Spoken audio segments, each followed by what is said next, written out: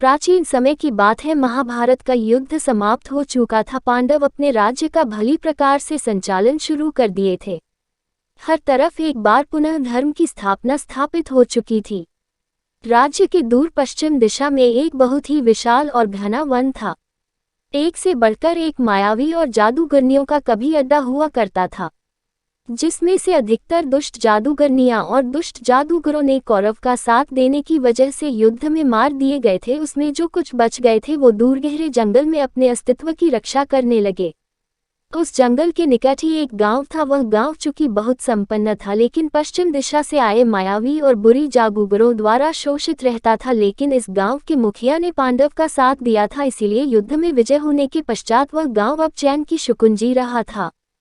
कई वर्ष बीत चुके थे, उन्हें फिर कभी पहले जैसा उन जादूगरों के शोषण का शिकार नहीं होना पड़ता था। उस गांव में खुशहाली भरी जिंदगी सबकी बीत रही थी। इधर श्री कृष्ण भी स्वधाम जा चुके थे और पांडवों ने भी राजसुख त्याग हिमालय को प्रस्थान करने का निर्णय बना लिया था। पूरे आर्यवर्त में अपने प्रिय राजा पांडवों के हिमालय जाने के निर्णय का शोक था। एक जगह ऐसी थी जो शायद जन्मों जन्मों से इस पल का इंतजार कर रही थी। जगह उन्हीं जंगलों के बीच बसे दुर्गम पहाड़ियों के उस पार थी, जहां महाभारत युद्ध से बच निकले राक्षस और दानव रहते थे।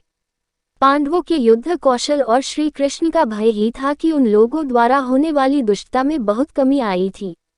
लेकिन अब तो श्री कृष्ण भी जा चुके थे और पांडवों ने भी हमेशा के लिए हिमालय में जाने का और वही शरीर त्यागने का निर्णय कर लिया था।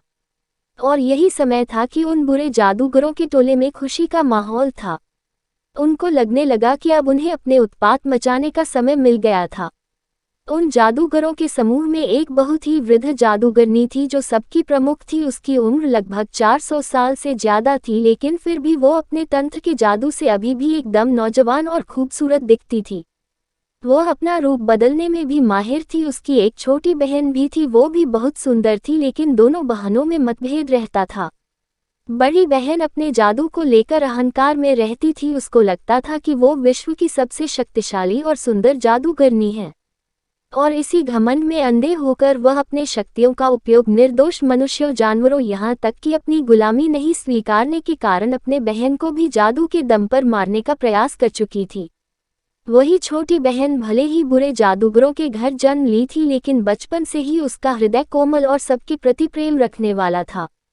जादू तो उसे बचपन से ही आती थी, लेकिन उसकी बड़ी बहन ने निर्दोष जानवरों और मनुष्यों की बलि बुरी शक्तियों को देकर तथा उनकी पूजा कर उससे अधिक सिद्धि, शक्तियां और जादू हासिल कर चुकी थी।